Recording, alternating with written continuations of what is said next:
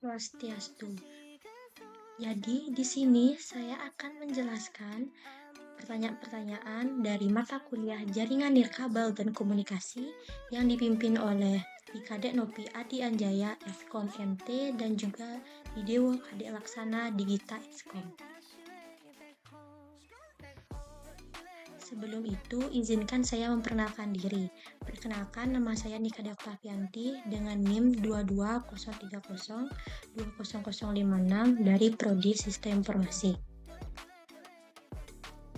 Jadi, pertanyaan yang pertama itu, apakah teknologi wireless itu dan pentingkah untuk perkembangan komunikasi saat ini dan mengapa?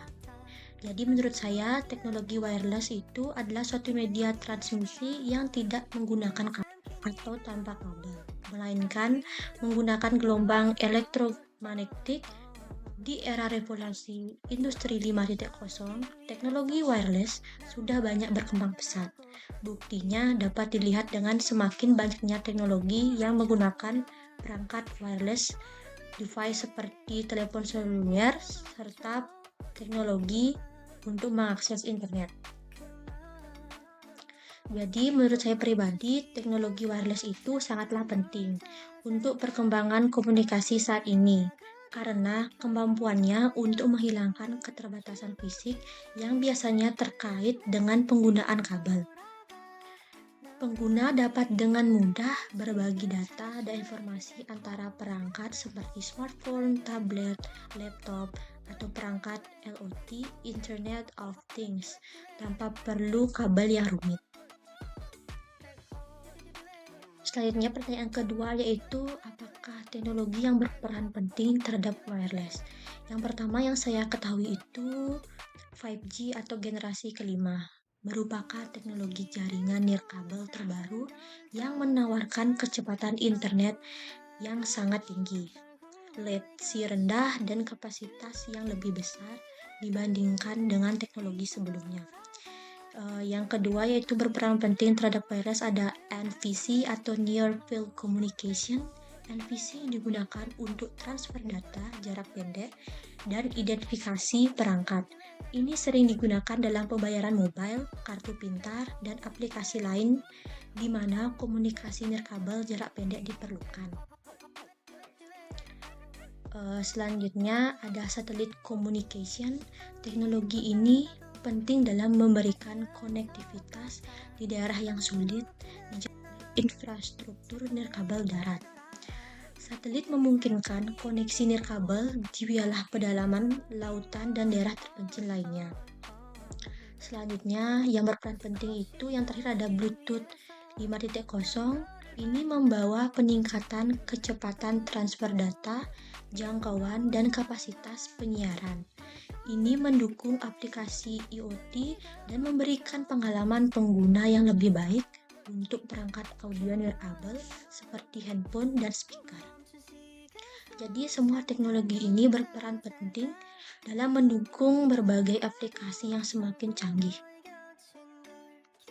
Dan selanjutnya pertanyaan ketiga, perangkat yang mendukung wireless 2.6 atau 5 GHz dan mengapa? Jadi banyak perangkat yang mendukung koneksi nirkabel pada frekuensi 2.4 GHz dan 5 GHz. Dukungan untuk membuat ini memberikan fleksibilitas dan keunggulan tertentu dalam berbagai situasi. Berikut adalah beberapa perangkat yang umumnya mendukung koneksi pada kedua frekuensi tersebut. Yang pertama ada router WiFi, yaitu perangkat utama yang mendukung frekuensi 2.4 GHz dan 5 GHz. Mereka memungkinkan pengguna untuk memilih saluran dan frekuensi yang sesuai dengan kebutuhan mereka.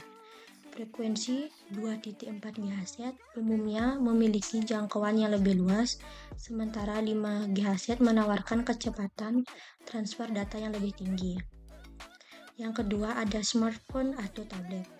Hampir semua smartphone dan tablet modern mendukung koneksi nirkabel pada kedua frekuensi.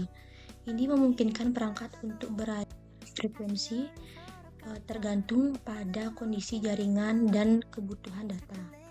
Yang ketiga ada laptop dan komputer. Sebagian besar laptop dan komputer juga mendukung konektivitas pada kedua frekuensi.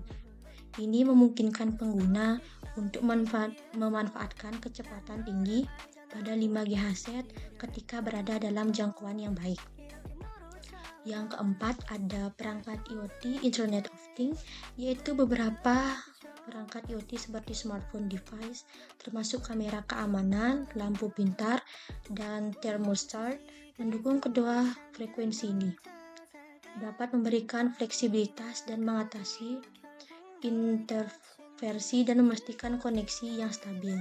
Yang terakhir ada smart TVS dan perangkat streaming. Banyak smart TV dan perangkat streaming mendukung pada kedua frekuensi ini untuk memastikan pengalaman streaming yang lancar dan berkualitas tinggi. Jadi, dengan mendukung kedua frekuensi, perangkat dapat beradaptasi dengan berbagai kondisi jaringan dan memberikan pengguna pengalaman koneksi yang lebih baik dan lebih fleksibel.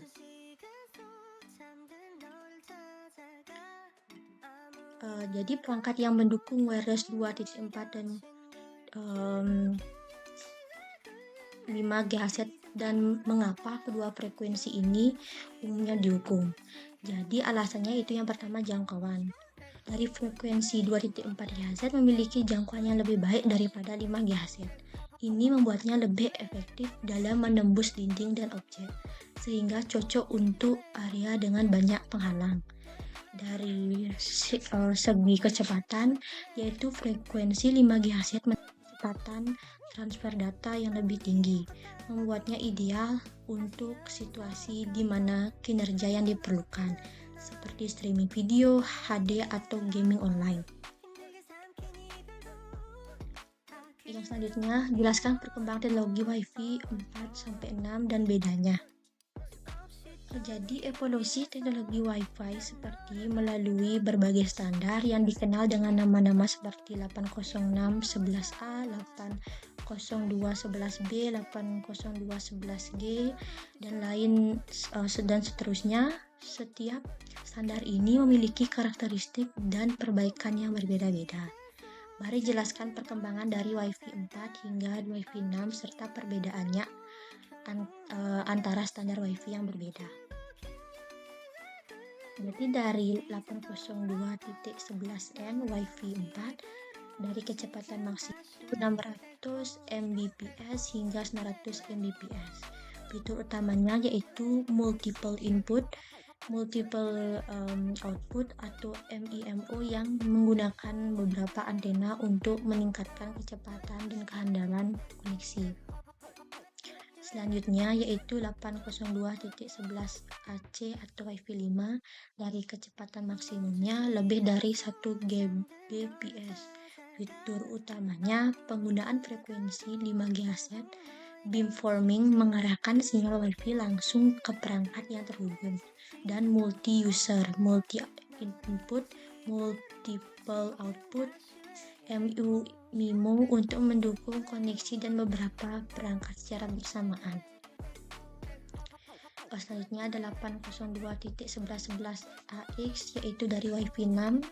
Kecepatan maksimumnya yaitu dapat mencapai 4 Gbps. Fitur utamanya ada MIMO yang ditingkatkan, target wake time, DWT untuk mengurangi konsumsi daya perangkat, orthogonal frequency division multiple access atau OFDMA untuk meningkatkan efisiensi jaringan dengan berbagai saluran menjadi subsaluran, basic service set atau BCC coloring untuk mengurangi interferensi antar jaringan.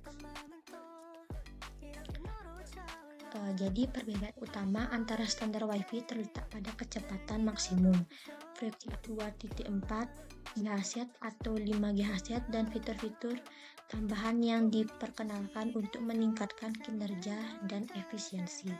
Secara umum, setiap iterasi baru meningkatkan kecepatan, kehandalan, dan kemampuan untuk menangani lebih banyak perangkat secara bersamaan.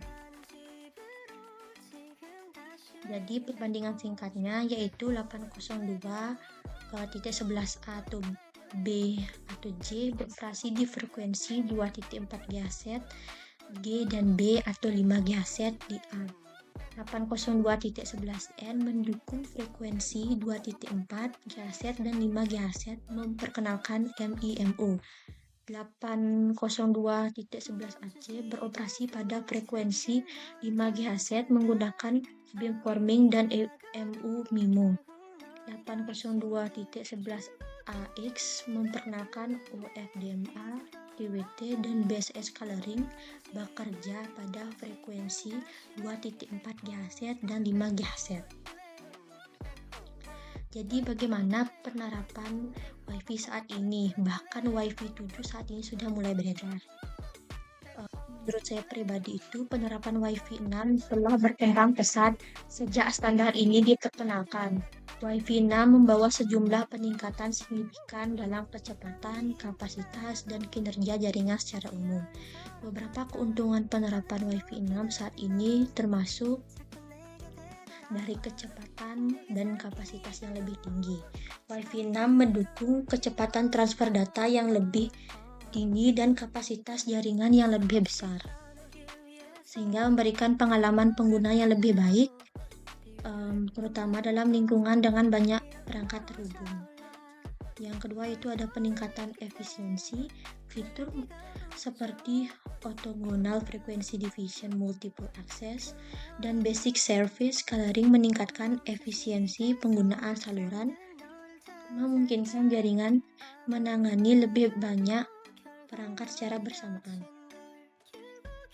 Yang ketiga ada tingkat latensi yang rendah. WiFi 6 memperkenalkan target wake time (TWT) yang membantu mengurangi latensi dengan mengelola waktu tidur perangkat, yang bermanfaat terutama untuk perangkat IoT dan sensor. Yang keempat ada peningkatan kinerja dalam lingkungan padat perangkat MU-MIMO yang ditingkatkan, mendukung lebih banyak aliran data ke perangkat secara bersamaan, mengurangi kemacetan jaringan dalam lingkungan dengan banyak perangkat. Jadi tentang WiFi 7 per Januari 2022, standar ini mungkin masih dalam tahap pengembangan dan belum sebetulnya diterapkan secara luas. Namun perkembangan lebih lanjut dalam kecepatan, efisiensi, dan fitur jaringan lainnya dapat diharapkan dengan adopsi WiFi 7 di masa mendatang. Penting untuk memastikan bahwa perangkat keras, router, perangkat seluler, laptop, dan lain-lain mendukung standar WiFi terbaru untuk merasakan manfaat penuh dari teknologi ini. Jadi jika perangkat kalian itu memiliki spesifikasi WiFi 4.6, jika terkoneksi ke WiFi 6, apakah bisa ataupun sebaliknya? Jika bisa, kecepatan koneksinya bagaimana? Jadi menurut saya bisa. Mengapa? Karena perangkat dengan spesifikasi WiFi 4 atau WiFi 6 dapat terhubung ke jaringan WiFi 6. Standar WiFi dirancang untuk kompatibilitas mundur, yang berarti perangkat lama dapat terhubung ke jaringan yang lebih baru. Namun kecepatan koneksi akan tergantung pada spesifikasi yang lebih lama. Ketika perangkat WiFi 4 atau WiFi 5 terhubung ke jaringan WiFi 6, kecepatan transfer data akan dibatasi oleh kemampuan perangkat tersebut. Perangkat yang mendukung WiFi 6 dapat mengakses keuntungan penuh dari kecepatan dengan fitur tambahan yang ditawarkan oleh standar tersebut. Namun, jika perangkatnya tidak mendukung fitur-fitur khusus WiFi 6, kecepatan transfer data akan terbatas pada kemampuan perangkat tersebut. Sebagai contoh, jika kita memiliki perangkat WiFi 5 dan terhubung ke jaringan WiFi 6, perangkat tersebut masih dapat berfungsi dan terhubung, tetapi tidak akan mencapai kecepatan maksimum yang dapat diberikan oleh jaringan WiFi 6. Dan sebaliknya, perangkat WiFi 6 akan mencapai kecepatan maksimumnya ketika terhubung ke jaringan WiFi 6. Namun, perangkat tersebut terhubung ke jaringan WiFi 5 atau WiFi 4, Kecepatan transfer data akan dibatasi oleh standar yang lebih rendah.